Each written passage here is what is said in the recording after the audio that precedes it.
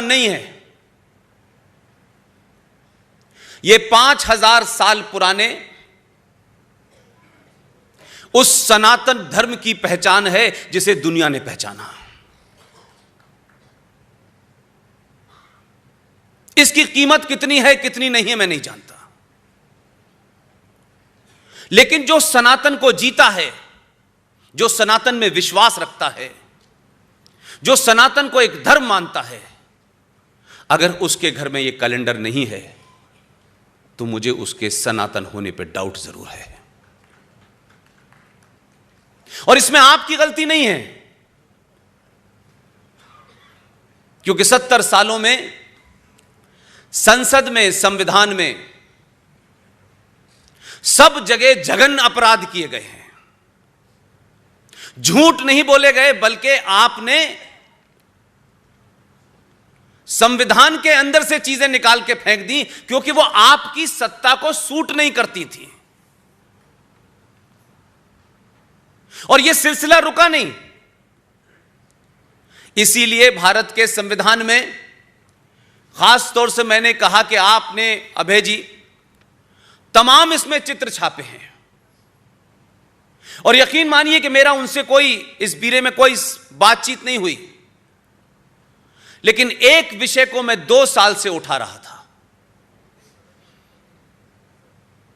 उस विषय को उन्होंने अपने में जगह दी है। यह विषय क्या है, यह महत्वपूर्ण है। मैंने इसीलिए कहा कि अगर आप अपना सफर शुरुआत में ही गलत रास्ता पकड़ेंगे तो कभी लक्ष्य ठीक नहीं मिलने वाला। ये आजादी की कहानियां, ये इतिहास, ये भारत के पहले शिक्षा मंत्री का फ्रॉड, ये अगर इस देश को पता होता तो देश आज इस मोड़ पे नहीं खड़ा होता कि जिन विश्वविद्यालयों में मेरे और आपके पैसे से, टैक्स के पैसे से, दिल्ली का एक विश्वविद्यालय जिसका नाम बहुत है, उसमें पढ़ने वाले छात्र को पूरा एसी कमरा साल भर में बिजली के 10 रुपए में मिलता है। इस देश में हजारों कॉलेज और विश्वविद्यालय होंगे, करोड़ों गरीब मां बाप के बच्चे पढ़ने जाते होंगे, अपने राज्य से दूसरे राज्य जाते हैं। उनके रहने के, खाने की क्या व्यवस्था है, इसका किसी को अंदाजा नहीं है। ये उस गरीब मां बाप से पूछिए कि वो अपने बच्चे के रहने के लिए भी, जिनको हॉस्टल नहीं मिलता, वो 2-2, 4-4, 5-5 हजार रुपए देकर के बाहर रहते हैं। हिंदुस्तान में कोई हॉस्टल ऐसा नहीं है, एक भी हॉस्टल ऐसा नहीं है जिसके कमरे की फीस मात्र 10 रुपए हो। और हम इस बात के लिए भी कुछ देर के लिए भूल जाना चाहते हैं कि उस विश्वविद्यालय में किसी ना किसी के बच्चे पढ़ रहे होंगे। लेकिन मेरा कहना सिर्फ इतना है, उसी विश्वविद्यालय में क्यों ऐसे लोग पैदा होते हैं जो ये नारे लगाते हैं, भारत तेरे टुकड़े होंगे इंशाअल्लाह इंशाअल्लाह। यह मानसिकता क्यों पैदा हुई? आखिर इसके पीछे सोच क्या है? यह ड्राइव कहां से आती है? यह मोटिवेशन कहां से आता है? हम 70 सालों के बावजूद भी सच बोलने से कतराते हैं, डरते हैं। जिस समाज की पूरी नींव, उसकी पहचान प्रकृति के साथ जुड़ी हो, वो समाज आखिर 1000 साल की गुलामी के कारण कैसे इतना कमजोर हो सकता है? इसलिए भारत का संविधान जब बना तो संविधान में बहुत सारे लोग समझदार भी थे। उन्होंने उस वक्त की नजाकत, उस वक्त जो हालात थे, उसमें अपनी बात कह दी और आगे बढ़ गए। वो ये जानते थे कि उनका बहुमत नहीं है, उनकी ताकत नहीं है, लेकिन फिर भी उन्होंने अपनी इंडिविजुअल भूमिका निभाई और चले गए। कभी उन्होंने सोचा नहीं होगा कि वो जो छोटी छोटी भूमिका निभा के जा रहे हैं, चाहे वो संविधान हो, चाहे वो पार्लियामेंट हो, ये भूमिका का कभी एक आधार बनेगा आने वाली नस्लों में। और वो नस्लें इस देश में सत्ता का ऐसा परिवर्तन भी करेंगी कि सत्ता पे बैठने वालों को वो जो छोटे छोटे कार्य करे हैं उसकी बुनियाद पे तमाम चीजों को पलटने का मौका मिलेगा। संविधान बन गया, लिख गया, जो कुछ बनना था उसके बारे में कोई चर्चा नहीं करना चाहता। लेकिन उस वक्त के संविधान सभा की कमेटी के जो मेंबर्स थे, मैंने कहा कि बहुत समझदार लोग थे। कभी उनको अपने नाम की चिंता नहीं रही, कभी उनको अपने पद की चिंता नहीं रही, क्योंकि उनके मूल में राष्ट्र था और एक सभ्यता थी जो दुनिया की सबसे पुरानी सिविलाइजेशन है। चर्चा हुई कि इस संविधान के अंदर जो कुछ लिखा गया है, जो कुछ कानून बने हैं, आर्टिकल बने हैं, वो अपनी जगह हैं, लेकिन इस संविधान के अंदर काफी जगह खाली है। कहीं ऊपर की जगह खाली है, कहीं नीचे की जगह खाली है, कहीं बीच की जगह खाली है। आखिर क्यों ऐसा हो कि हम जब इस संविधान को उठाएं और दुनिया का कोई भी आदमी इसके ऊपर अगर भारत ना भी लिखा हो और इस संविधान को उठा करके खोले तो खोलते ही उसे यह पता चल जाए कि यह भारत का संविधान है। उन तमाम लोगों ने एक कमेटी बनाई नंदलाल बोस के अंडर में। नंदलाल बोस शांति निकेतन बंगाल के बहुत बड़े आर्टिस्ट थे। 5 लोगों की कमेटी बनी और यह कहा गया कि आप संविधान की स्टडी करें और भारत की जो सिविलाइजेशन है इतनी पुरानी, उन तमाम पूरी स्टडी के बाद उनमें से कुछ आइकॉन को चुनिए और उनके स्केचेस बनाइए। नंदलाल बोस ने और उनकी टीम ने बहुत सारे स्केचेस बनाए। कुल मिलाकर के उस कमेटी ने 22 स्केचेस को फाइनल किया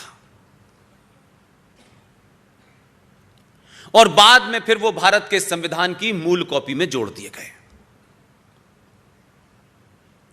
ये बात कोई ऐसी नहीं है कि उन चित्रों के होने नहीं होने से किसी को फर्क नहीं पड़ता, लेकिन 2020 में मैं ये मानता हूं कि वो चित्र होते तो ये दिन देखना नहीं पड़ता। उनमें अलग अलग चैप्टर हैं, कहीं फंडामेंटल राइट्स की बात कही गई है, कहीं ड्यूटीज की बात कही गई है।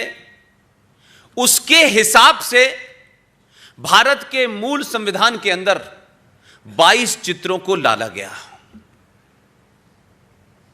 उसमें सुभाष चंद्र बोस का भी चित्र है, उसमें महाराजा छत्रपति शिवाजी का भी चित्र है। और उन्हीं के अंदर जहां फंडामेंटल ड्यूटीज की बात कही गई है, मर्यादा पुरुषोत्तम राम, लक्ष्मण और हनुमान का भी चित्र है। श्री कृष्ण का भी चित्र है, बौद्ध का भी है। यह मूल कॉपी में चित्र 22 डाले गए। वो मूल कॉपी भारत के आर्काइव में रखी हुई है। लेकिन मेरा सवाल दूसरा है, कौन लोग थे और कब, किसके कहने पे यह फैसला लिया गया और क्या एजेंडा था उन लोगों का?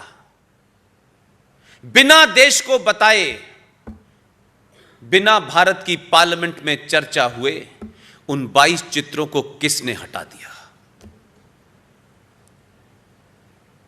अभय मराठे जी, आप जीवन के इस मोड़ पर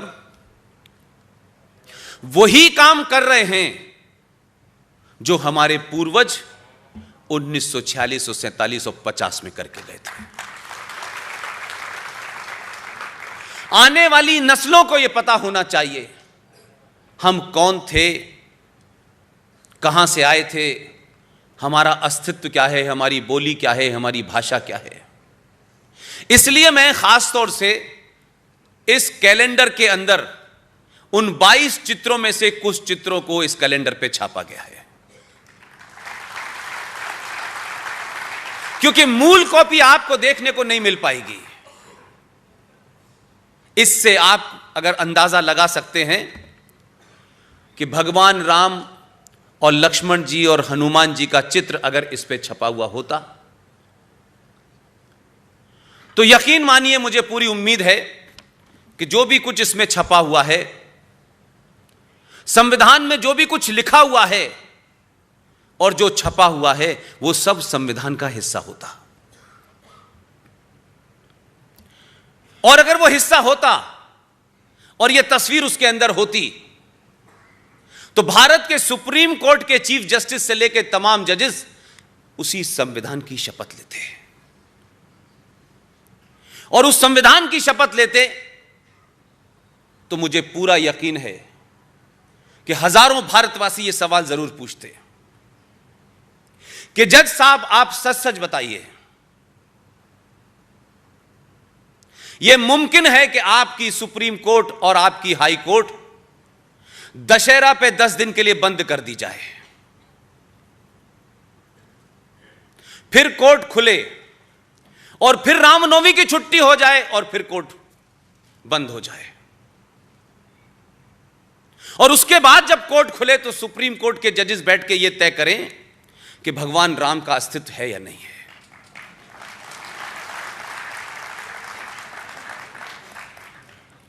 इसलिए जो डिबेट इस देश में नहीं होनी चाहिए, उस डिबेट को खूब किया जा रहा है। जिस पे चर्चा होनी चाहिए, उसमें सुप्रीम कोर्ट और हाई कोर्ट हाथ जोड़ के याचक बना नजर आता है। इसलिए मैं मानता हूं, मेरी मांग है, और क्योंकि मुझे पता है कि आप कितने बहादुर लोग हैं, आपकी बहादुरी के बारे में मुझे कुछ कहना नहीं है। यह आपकी बदकिस्मती नहीं, यह देश की बदकिस्मती है कि जो आपके हीरो होने चाहिए थे उनका पता नहीं है, और जिन लुटेरों ने इस धरती को लूटा, बलात्कार किए, आज उनके नाम से इस शहर का नाम है। एक समाज के रूप में, एक परिवार के रूप में जरा सोचिए, क्या कभी ऐसी विचारधारा, ऐसे काम करने वाले लोगों के ऊपर कभी हम अपने घर में किसी का नाम रखते हैं? यूं तो हर कैरेक्टर की अपनी इंपॉर्टेंस होती है, लेकिन उसके बावजूद भी भारत में किसी ने अपने घर में शकुनी नाम रखा है किसी का? रावण रखा है नाम अपना किसी का? लेकिन यह देश अजीब निराला देश है। इस देश को जिन्होंने लूटा, इसकी संस्कृति को तहस नहस किया, वो तमाम लुटेरों की तारीफ करना इस देश में सेकुलरिज्म कहलाता है। और इस देश की जमीन से जुड़ी हुई बातों को उठाना, अपने खोए हुए गौरव को दोबारा से स्थापित करना, सोए हुए पुरुषार्थ को जगाना, इस देश में कम्युनलिज्म है। मैं खुश हूं इस बात से कि मराठे जी की यह कोशिश दुनिया भर में गई है।